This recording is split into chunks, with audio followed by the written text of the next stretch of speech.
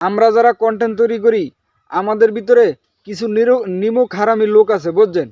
ওরা মনে করে কি জানেন, আমরা আমাদেরকে সাপোর্ট করলে মানে আমরা যদি ফেসবুকে সফলতা অর্জন করতে পারি তাহলে সব টাকা ফেসবুক আমাদেরকে দিয়ে দেবে।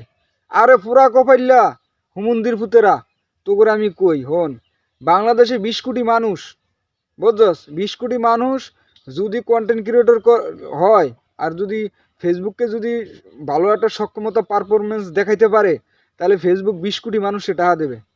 বোঝো নাই? ওই তোমরা যে এটা মন মানসিকতা মনে করো যে ফেসবুকে সবটা আমরা পাবো না সাপোর্ট করলে, এর লিগে সাপোর্ট করো না।